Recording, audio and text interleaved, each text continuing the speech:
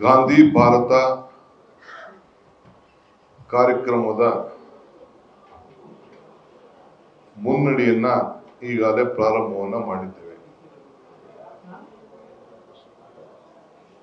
ಈಗಾಗಲೇ 26ನೇ ತಾರೀಕು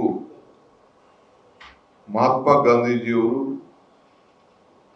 ಯಾವ ಜಾಗದಲ್ಲಿ ಕಾಂಗ್ರೆಸ್ ನಾಯಕತ್ವವನ್ನು ವಹಿಸಿದ್ರೋ ಈ ದೇಶದ ಸ್ವಾತಂತ್ರ್ಯದ ಹಿನ್ನೆಲೆಯಲ್ಲಿ ನಾಯಕತ್ವವನ್ನು 1924ರಂದು ನಡೆಸಿದ್ರು.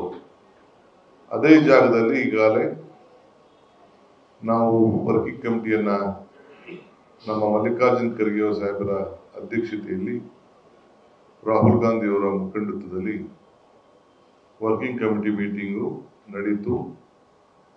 ಎಲ್ಲ ನಮ್ಮ ವರ್ಕಿಂಗ್ ಕಮಿಟಿಯ ಸದಸ್ಯರು, ಮುಖ್ಯಮಂತ್ರಿಗಳು, PCC ಅಧ್ಯಕ್ಷರು, ಇಡೀ ದೇಶದ ಶಾಸಕಾಂಗ ಪಕ್ಷದ ಸದಸ್ಯರು, ನಾಯಕರುಗಳು ಎಲ್ಲ ಕೂಡ ಭಾಗವಹಿಸಿದ್ರು. ಅವತ್ತು ನೆಕ್ಸ್ಟ್ ಡೇ ಸಾಯಂಕಾಲ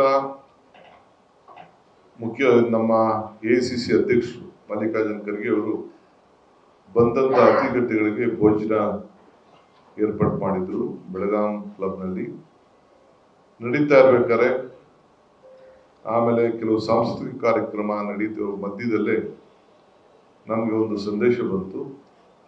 ಈ ರೀತಿ ನಮ್ಮ ವರ್ಕಿಂಗ್ ಕಮಿಟಿ ಸದಸ್ಯರಾಗಿದ್ದಂಥ ಮತ್ತು ಈ ದೇಶದ ನಮ್ಮ ಮಾಜಿ ಪ್ರಧಾನಮಂತ್ರಿಗಳು ಅವರ ಆರೋಗ್ಯ ಏರುಪೇರಾಗಿ ಫೈನಲ್ ಸೀರಿಯಸ್ನೆಸ್ ಇದೆ ಅನ್ನೋದು ನಮಗೆ ಮೆಸೇಜ್ ಬಂತು. ನಮಗೆ ತಕ್ಷಣ ಅಲ್ಲೇ ನಮ್ಮ ಆ ಒಂದು ಕಾರ್ಯಕ್ರಮದ ಸಾಂಸ್ಕೃತಿಕ ಕಾರ್ಯಕ್ರಮ ನಿಲ್ಲಿಸಿ ನಾವು ಸರ್ಕ್ಯೂಟ್ ಹೌಸ್ಗೆ ಹೋದ ತಕ್ಷಣ 9:50 ಅವರು ಕೊನೆಯ ಉಸಿರನ್ನ ಎಳೆದಿದ್ದಾರೆ ಅನ್ನೋದು ನಮ್ಮ AICC ಅಧ್ಯಕ್ಷರಿಗೆ ಮತ್ತು ರಾಹುಲ್ ಗಾಂಧಿ ಅವರಿಗೆ ತಿಳಿಸಿದ್ರು. ತಕ್ಷಣ ವಿಧಿ ಇಲ್ಲ, ನಮ್ಮ ಕಾರ್ಯಕ್ರಮವನ್ನೆಲ್ಲ ರದ್ದು ಮಾಡಿ ಮುಂದೂಡಿ ಎಲ್ಲ ಅದ್ರ ಜೊತೆಗೆ ಎಲ್ಲ ದೇಶದ ನಮ್ಮ ದೇಶದ 130 ಜನ ಸಂಸತ್ ಸದಸ್ಯರು ಕೂಡ ಆವತ್ತು ದೆಹಲಿಗೆ ಇದಕ್ಕೆ ಬೆಳಗಾಂ ಬಂದು ಅಲ್ಲಿ ಆ ಒಂದು ಔತಣಕೂಟದಲ್ಲೂ ಪಾರ್ಟಿಸಿಪೇಟ್ ಮಾಡಿದ್ರು. ನಮ್ಮ AICC office bearers, AICC secretaries, frontal chairman ಕೂಡ ಎಲ್ಲ ಪಾರ್ಟಿಸಿಪೇಟ್ ಮಾಡಿದ್ರು. ಎಲ್ಲರೂ ಕೂಡ ಅನಿವಾರ್ಯತೆಯಿಂದ ಮಾಡೇ ನಾವೆಲ್ಲ ವಾಪಸ್ಸು ದೆಹಲಿಗೆ ಹೋಗ್ಬೇಕಾದಂಥ ಪರಿಸ್ಥಿತಿ ಬಂತು. ಕಾರ್ಯಕ್ರಮವನ್ನು ಮುಂದೂಡಿದ್ರು. ಆ ಕಾರ್ಯಕ್ರಮ ವರ್ಕಿಂಗ್ ಕಮಿಟಿ ಆದಮೇಲೆ ಬಹುಶಃ ನಮ್ಮ ಕಾಂಗ್ರೆಸ್ ಪಕ್ಷದ ಮುಂದಿನ ವರ್ಷ ನಾವು ಏನು ಮಾಡಬೇಕು ಅಂತೇಳಿ ಈಗಾಗಲೇ ಸೂಚನೆ ಕೂಡ ಅವತ್ತು ತಿಳಿಸಿದ್ರು. ಈ ಹಿನ್ನೆಲೆಯಲ್ಲಿ ಈಗ ಅವರು ಚರ್ಚೆ ಮಾಡಿ ನಾವು ಎಲ್ಲಿಂದ ನಿಲ್ಲಿಸಿದ್ದು 7 ಡೇ ಮಾರ್ನಿಂಗ್ ಇತ್ತು. ಸೊ ಯಾವ ಕಾರ್ಯಕ್ರಮನೂ ನಮ್ಮ ಪಕ್ಷ ತೆಗೆದುಕೊಳ್ಳಿಕ್ಕೆ ಆಗಲಿಲ್ಲ. ಸೊ ಅದಾದಮೇಲೆ ಈಗ ಮತ್ತೆ ನಮ್ಮ ಭಾರತೀಯ ರಾಷ್ಟ್ರೀಯ ಕಾಂಗ್ರೆಸ್ ಪಕ್ಷದ ಅಧ್ಯಕ್ಷರಾದಂಥ ಖರ್ಗೆ ಸಾಹೇಬರು, ರಾಹುಲ್ ಗಾಂಧಿ ಅವರು ಮತ್ತು ನಮ್ಮ ಜನರಲ್ ಸೆಕ್ರೆಟರಿ ಅವರು, ವೇಣುಗೋಪಾಲ್ ಅವರು, ಅಡ್ಮಿನಿಸ್ಟ್ರೇಷನ್ ಮತ್ತು ಎಲ್ಲ ಸುರ್ಜೇವಾಲಾ ಅವರೆಲ್ಲ ಸೇರಿಸಿ ಮತ್ತೆ ಪದಾಧಿಕಾರಿಗಳ ಚರ್ಚೆ ಮಾಡಿ 21ನೇ ತಾರೀಕು, ಇದೇ ತಿಂಗಳು 21ನೇ ತಾರೀಕು ಎಲ್ಲಿಂದ ನಿಲ್ಲಿಸಿದೋ ಅಲ್ಲಿಂದ ಆ ಕಾರ್ಯಕ್ರಮವನ್ನು ಮುಂದುವರಿಬೇಕು ಅಂತೇಳಿ ನಮಗೆ ಸೂಚನೆಯನ್ನ ಕೊಟ್ಟಿದ್ದಾರೆ. ಸೊ ಹಿನ್ನೆಲೆಯಲ್ಲಿ ಸರ್ಕಾರದ ವತಿಯಿಂದ ಬೆಳಿಗ್ಗೆ ಸ್ಪೀಕರ್ ಅವರು ಮತ್ತು ನಮ್ಮ ಪಾರ್ಲಿಮೆಂಟರಿ ಮಿನಿಸ್ಟ್ರು ಮುಖ್ಯಮಂತ್ರಿಗಳಿಗೆ ಸೂಚನೆ ಕೊಟ್ಟಿದ್ದಾರೆ. ಆ ಗಾಂಧಿ ಸ್ಟ್ಯಾಚ್ಯೂ ಈಗಾಗಲೇ ಏನು ಉದ್ಘಾಟನೆ ಆಗಬೇಕಾಗಿತ್ತು ಆ ಕಾರ್ಯಕ್ರಮ ಕೂಡ ಸರ್ಕಾರದ ಕಾರ್ಯಕ್ರಮ ನಡೀತದೆ. ಎಲ್ಲ ಶಾಸಕರಿಗೆ, ಸಂಸತ್ ಸದಸ್ಯರಿಗೆ ರಾಜ್ಯದ ಪಕ್ಷ ಭೇದವನ್ನು ಮರೆತು ಆ ಕಾರ್ಯಕ್ರಮಕ್ಕೆ ನಾವು ಆಹ್ವಾನಿಸ್ತೇವೆ. ಅದಾದ ಮೇಲೆ ತಮಗೀಗಾಗಲೇ ಗೊತ್ತಿದ್ದಂಗೆ ಒಂದು ದೊಡ್ಡ ಸಭೆಯನ್ನ ಕಾರ್ಯಕ್ರಮವನ್ನು ರೂಪಿಸಿದ್ದು ಜೈ ಬಾಪು, ಜೈ ಭೀಮ್, ಜೈ ಸಂವಿಧಾನ.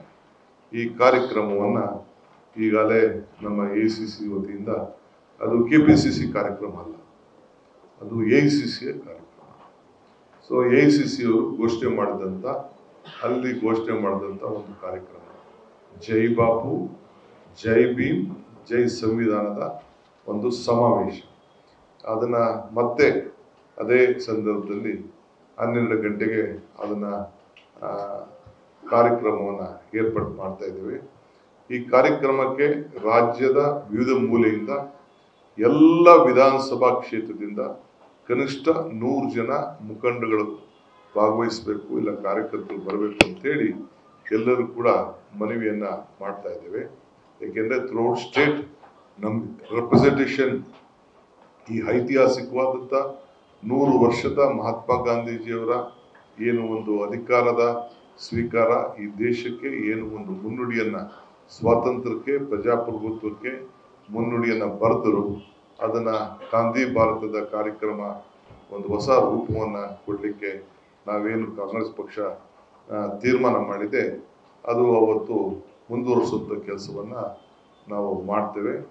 ಈ ಹಿನ್ನೆಲೆಯಲ್ಲಿ ರಾಷ್ಟ್ರದ ಎಲ್ಲ ನಾಯಕರು ಯಾರ್ಯಾರು ಬರ್ತಾರೆ ಅನ್ನೋದು ಕೂಡ ಮುಂದಿನ ದಿನದಲ್ಲಿ ನಾವು ತಿಳಿಸ್ತೇವೆ. ನ್ಯೂಸ್ ಫಸ್ಟ್ ನಿರ್ಭೀತಿಯಿಂದ ನಿಮ್ಮ ಪರವಾಗಿ.